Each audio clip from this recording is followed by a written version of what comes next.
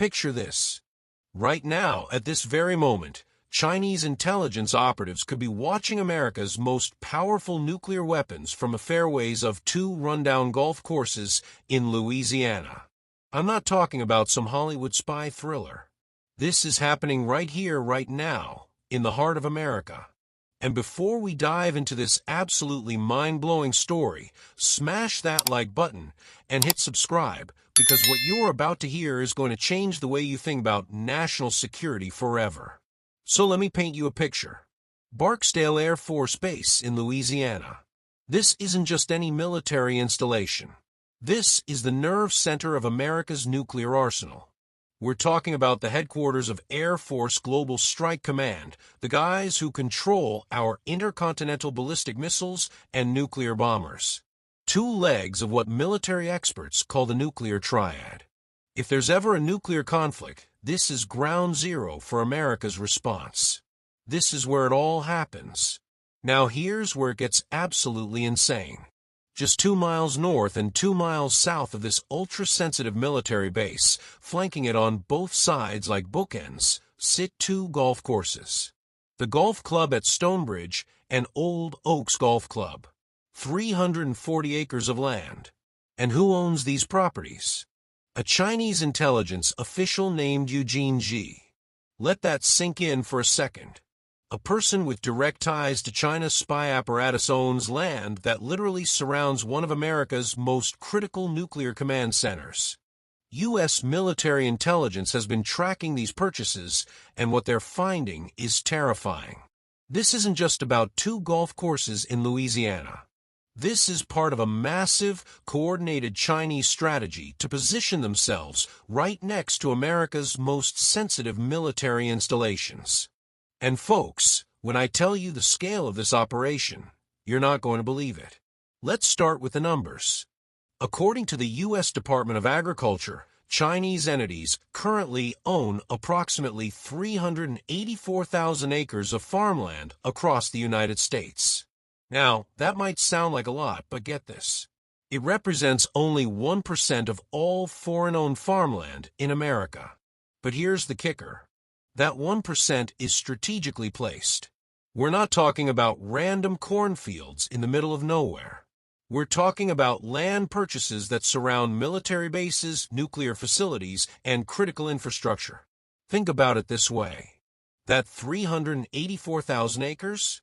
That's twice the size of New York City. And it's not spread out randomly. U.S. intelligence has identified at least 19 major military bases from Florida to Hawaii that have Chinese-owned land in dangerous proximity. Fort Liberty in North Carolina, formerly known as Fort Bragg. Fort Cavazos in Texas, which used to be Fort Hood. Marine Corps Base Camp Pendleton in California. MacDill Air Force Base in Florida. These aren't minor installations. These are some of the most strategically important military facilities in the entire United States. But let me get back to Eugene Ji and those Louisiana golf courses, because this story is like peeling an onion. Every layer reveals something more disturbing. Ji isn't just some wealthy businessman who happened to buy a couple of golf courses. According to investigations and translations of Chinese government documents, this guy has held multiple official positions within the Chinese government. Specifically, he's been an official with the United Front Work Department. Now, if you don't know what that is, let me explain, because this is crucial. The United Front Work Department is an arm of the Chinese Communist Party that the U.S. House Select Committee on China describes as conducting a blend of engagement, influence activities, and intelligence operations. This isn't speculation. This is documented fact. The UFWD is how Beijing steers foreign policy and gains access to advanced foreign technology. They're literally an intelligence and influence machine. And Eugene Ji, he's listed as an overseas committee member of the UFWD's All-China Federation of Returned Overseas Chinese. He's attended multiple UFWD meetings in China, including conferences in Beijing, meetings in Jiangsu and Shandong provinces, and gatherings in the Guangxi-Zhuang Autonomous Region. This guy is deeply embedded in China's intelligence apparatus. And he owns property that flanks America's nuclear command center.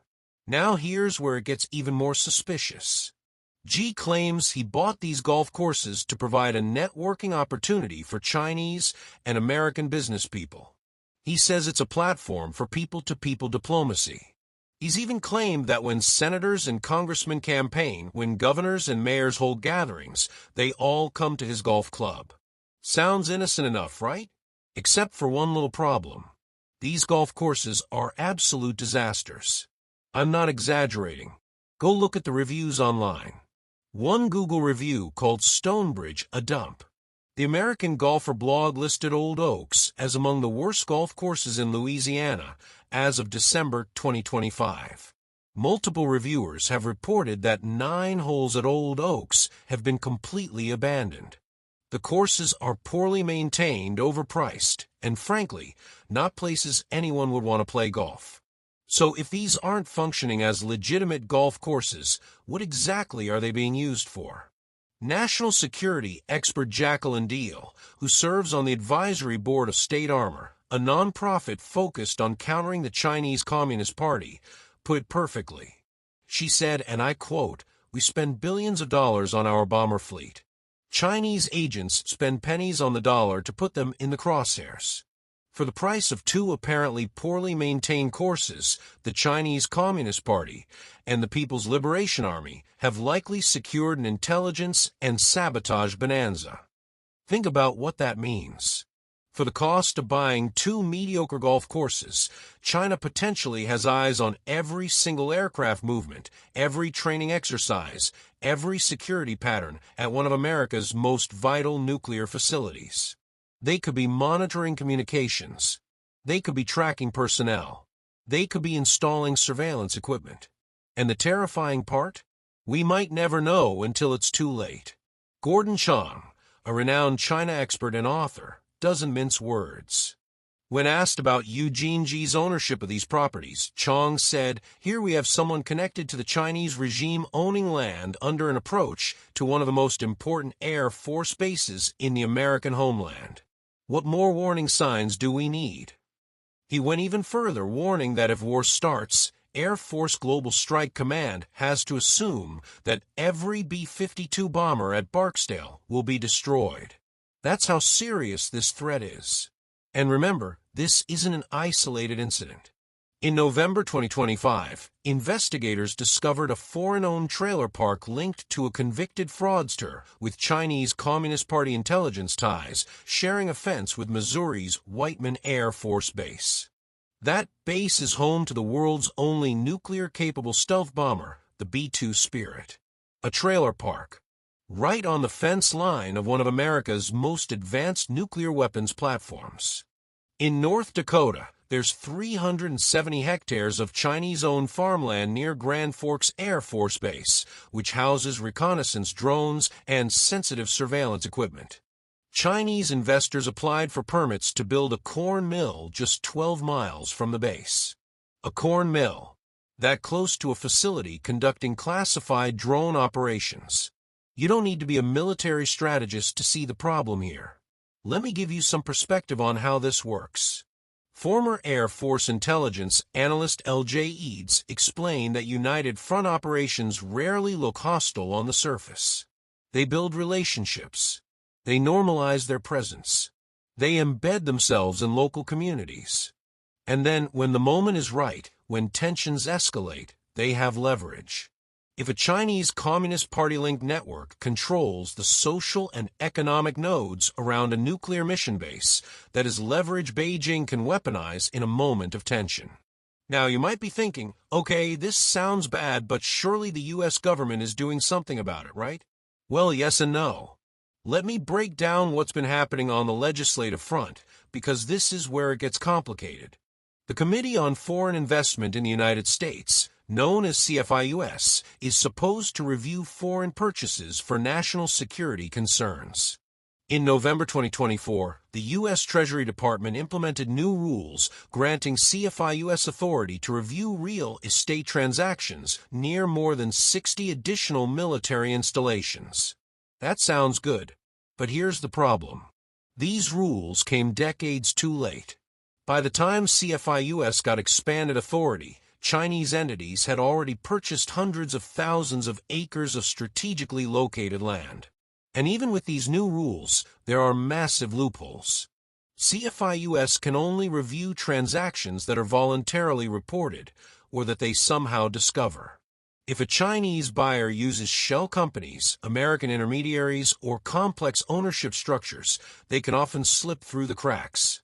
By the time CFIUS figures out what happened, the land is already purchased, infrastructure is already built, and intelligence operations may already be underway.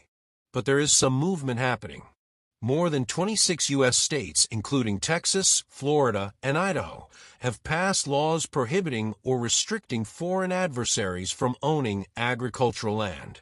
In July 2025, Idaho began enforcing mandatory divestment of such properties by the end of 2025. That means Chinese owners in Idaho have to sell their land near military installations. In Congress, bills like the Protect Our Farms and Homes from China Act and the Base Protection Act have been introduced. These bills aim to prohibit Chinese ownership within 100 miles of any military installation. Senator Mike Rounds from South Dakota is leading the PASS Act, which has the backing of Senate Majority Leader John Thune. This legislation would prevent entities from China, North Korea, Russia, and Iran from purchasing agricultural land near military bases or sensitive sites. Agriculture Secretary Brooke Rollins has made this a top priority. She announced the National Action Plan for the Security of American Farms and warned that the U.S. administration will work with state and local governments to take swift legislative and executive action to prevent Chinese citizens and other foreign adversaries from purchasing American farmland. She specifically mentioned concerns about these purchases being used to spy on U.S. military and nuclear installations. Defense Secretary Pete Hegseth has been equally vocal, stating that foreign ownership, particularly by Chinese individuals, of land near strategic bases and American military installations poses a serious threat to American national security. Michigan Republican Representative John Moolenaar, chairman of the House Select Committee on China, told investigators that companies and individuals acting on behalf of the Chinese Communist Party have increasingly purchased land across the United States, oftentimes adjacent to military installations and other sensitive sites. He said the time for sleepwalking past China's spending spree on strategically vital land needs to end. But here's what really keeps national security officials up at night. The land purchases are just one piece of a much larger Chinese intelligence operation inside the United States. And when you look at the full picture, it's absolutely chilling. The FBI has stated that Chinese intelligence activities in the United States represent the most serious threat to America's economic and security future. Not one of the threats, the most serious threat. Let that sink in. And the FBI isn't exaggerating. They're opening a new case related to China approximately every 10 hours. Think about that. Every 10 hours, federal investigators are discovering a new Chinese intelligence operation on American soil. Between 2021 and 2025, U.S. authorities documented more than 60 cases of espionage linked to the Chinese Communist Party across 10 states. That's just the cases they caught. Experts believe the actual number is significantly higher.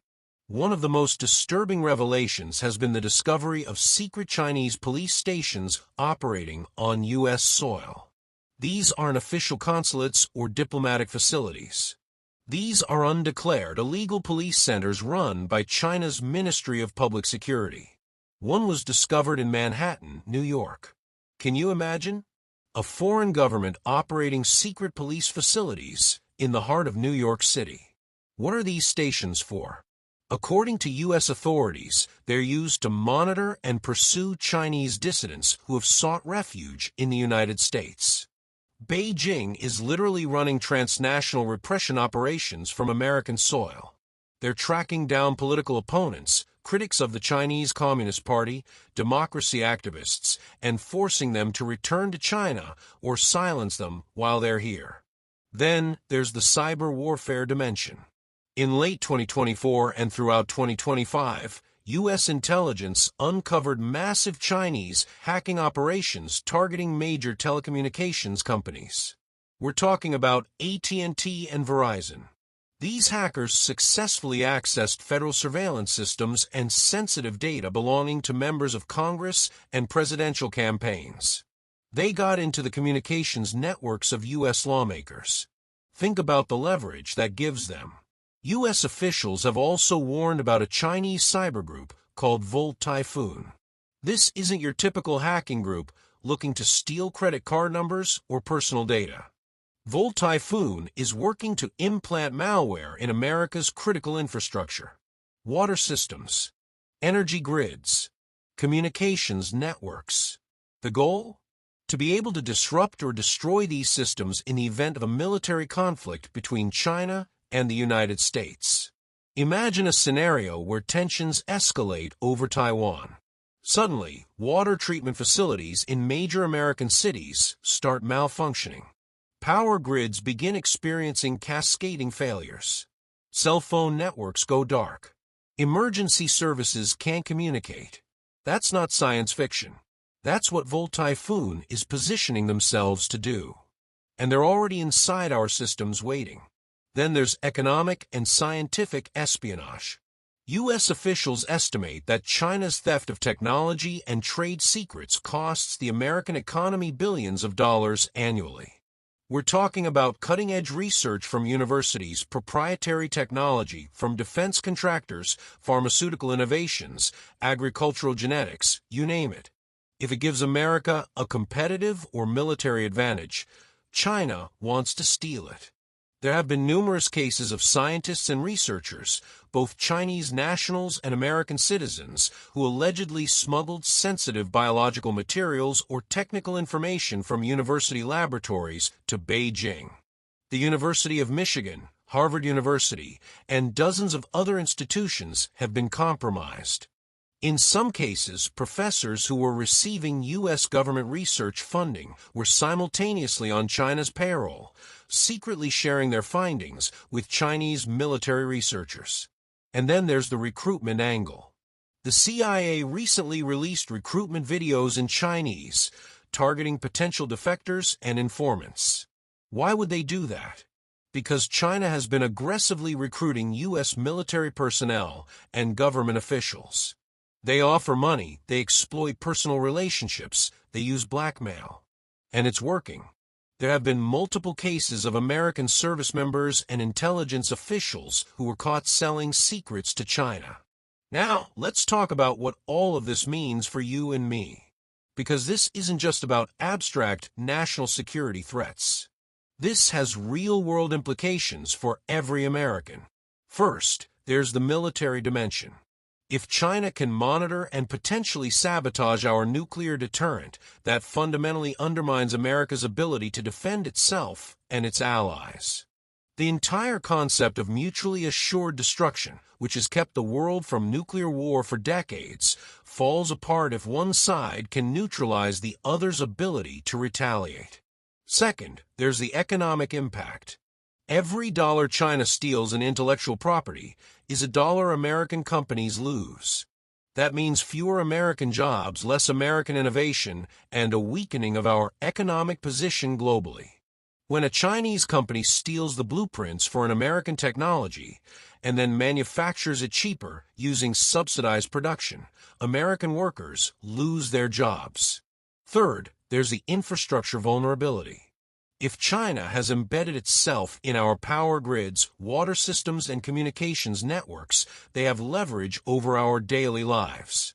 They could potentially cause chaos, create humanitarian crises, or cripple our ability to respond to emergencies. This isn't about military targets. This is about whether your lights turn on, whether your tap water is safe to drink, whether you can call 911 in an emergency.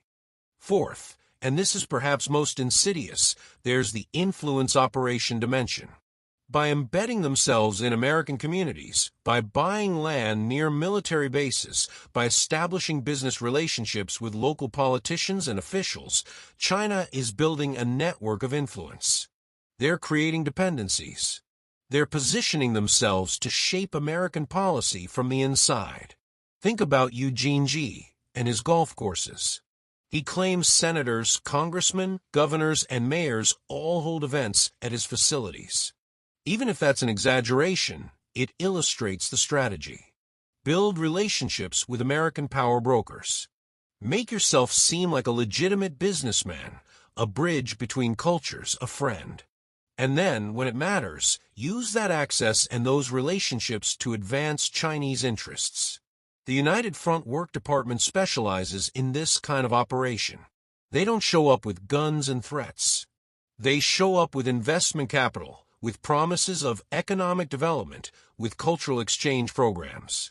They make themselves indispensable to local economies. And then, gradually, they shape policy decisions, influence election outcomes, and turn American officials into unwitting or willing agents of Chinese influence. So what's being done about all of this? Well, as I mentioned, there's legislative movement. But legislation is slow.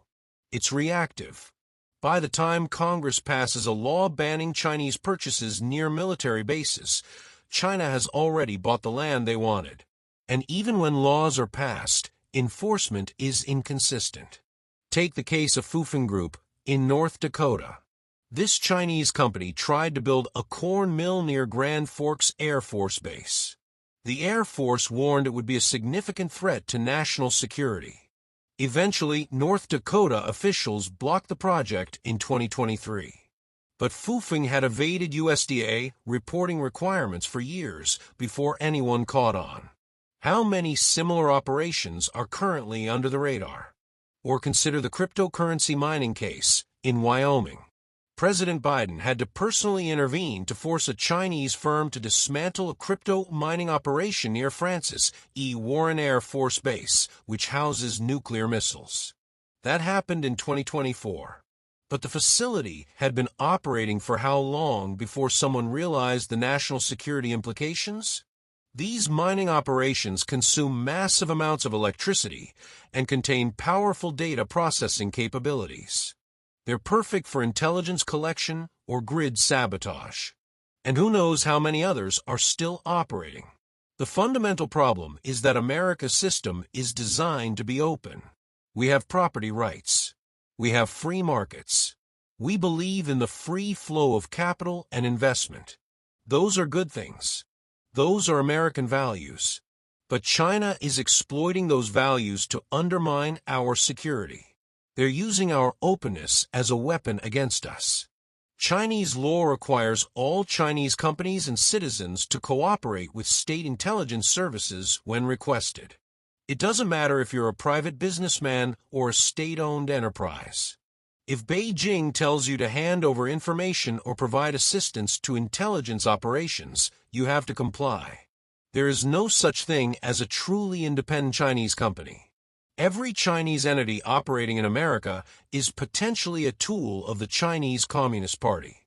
That's why the argument that these are just private investors doesn't hold water. When Eugene G. bought those golf courses, he wasn't acting as a private citizen.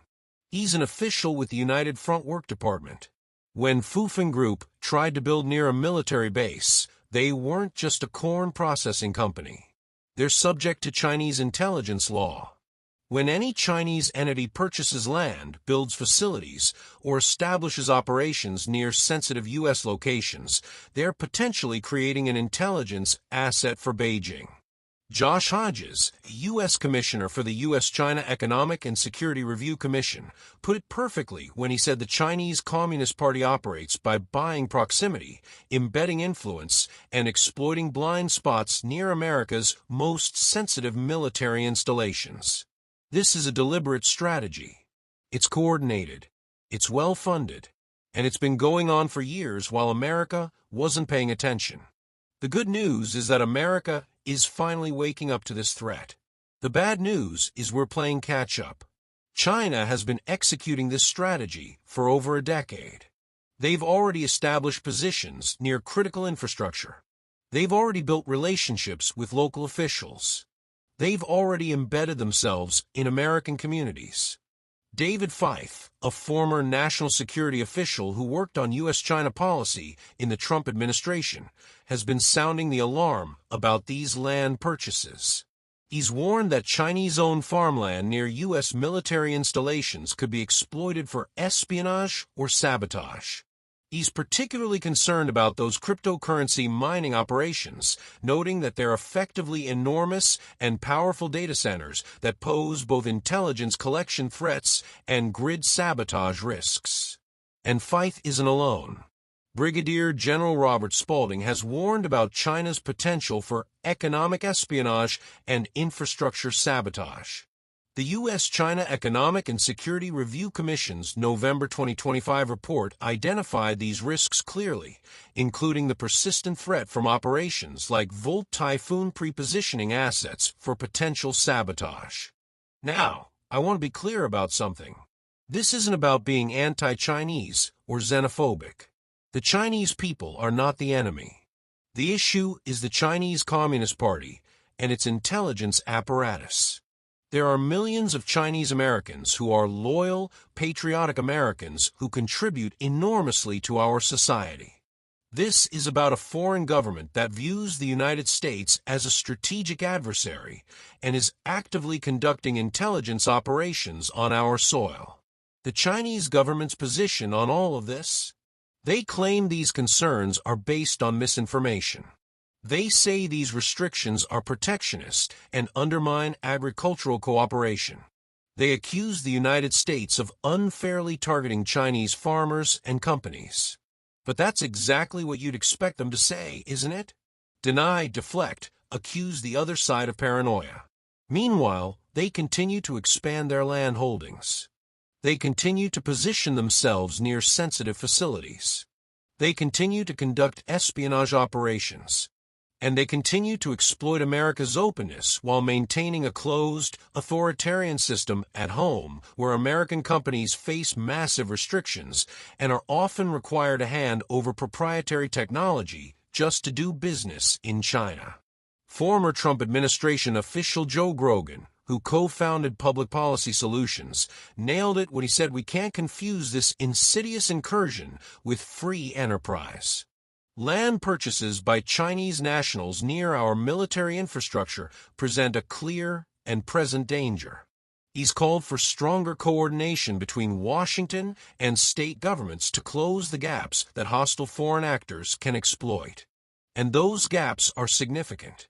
Because of America's federal system, foreign investment oversight is split between federal and state authorities.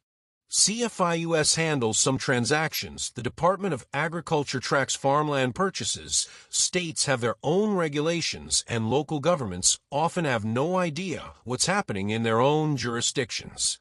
It's a patchwork system that creates plenty of opportunities for sophisticated actors to slip through. Michael Lucci, founder and CEO of State Armor, has noted that Louisiana is one of the top states when it comes to combating malign influence from a Chinese Communist Party, but even they have these golf courses right next to their most sensitive nuclear facility. If Louisiana, which is being proactive, still has this problem, imagine what's happening in states that aren't paying attention. The House Select Committee on China has been doing important work investigating these issues and pushing for stronger legislation. But they're fighting against powerful economic interests that benefit from Chinese investment, against politicians who don't want to appear to be damaging business relationships, and against a bureaucracy that moves slowly and often doesn't have the resources or authority to act quickly. Think about the scale of the challenge. Foreign entities and individuals held 43.4 million acres of U.S. agricultural land as of 2022. That's nearly 2% of all land in the United States. Not all of that is Chinese-owned, but a significant and growing portion is. And we don't always know who the real owners are because purchases can be hidden behind shell companies and complex ownership structures. Chinese ownership of U.S. farmland has increased by 550% over the past decade. 550%. In North Carolina alone, Chinese companies now own nearly 50,000 acres across 28 of the state's 100 counties. That represents 13% of all Chinese-owned farmland in the United States. And much of it is located near Fort Liberty, one of the most important military installations in the country. Fort Liberty, for those who don't know, is the largest military base in the United States in terms of personnel.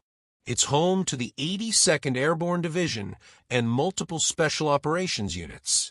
It has two major airfields used for global airlift operations. In any major conflict, Fort Liberty would be central to coordinating the deployment of troops. And it's surrounded by Chinese-owned farmland within a 30-mile radius. What could you do with farmland near a major military base? Well, you could set up reconnaissance sites. You could install tracking technology. You could use radar and infrared scanning to view the base. You could fly drones over it. You could monitor patterns in troop movements, noting when there are increases or decreases in activity.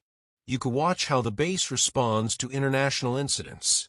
All of this would be invaluable intelligence for a foreign adversary. And that's just the passive intelligence collection. In a conflict scenario, those same positions could be used for active sabotage. You could interfere with communications. You could jam radar. You could even launch attacks if you pre-position weapons. This isn't paranoia. This is basic military strategy. Proximity is power in intelligence operations. The Treasury Department's proposed expansion of CFIUS authority is a step in the right direction. They want to cover land purchases within 100 miles of 19 critical military bases. But 100 miles might not be enough when you're dealing with modern surveillance technology. And 19 bases is a fraction of America's military infrastructure. What about the others? Furthermore, the Trump administration's February 2025 America First Investment Policy Memorandum has signaled a harder-line approach.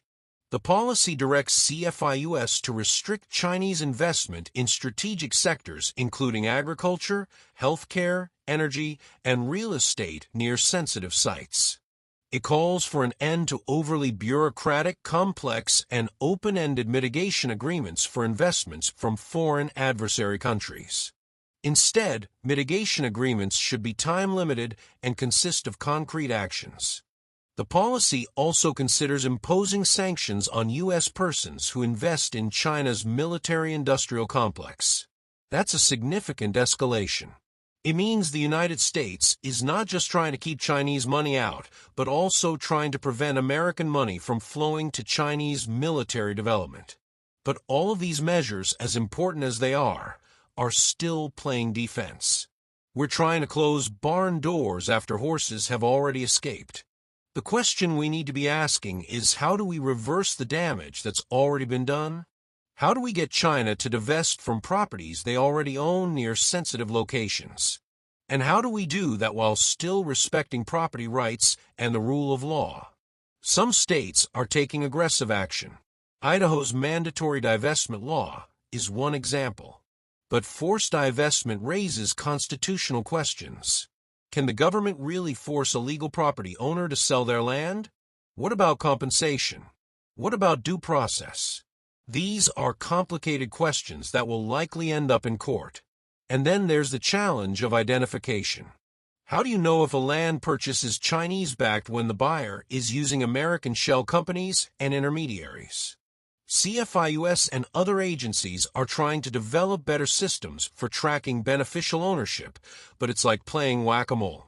For every scheme you shut down, sophisticated actors develop new ones. The reality is that defending against this kind of threat requires a whole-of-government approach. It requires cooperation between federal agencies, state governments, local authorities, the intelligence community, and the private sector. It requires investment in monitoring systems, enforcement capabilities, and legal frameworks. And it requires political will to stand up to powerful economic interests that profit from Chinese investment.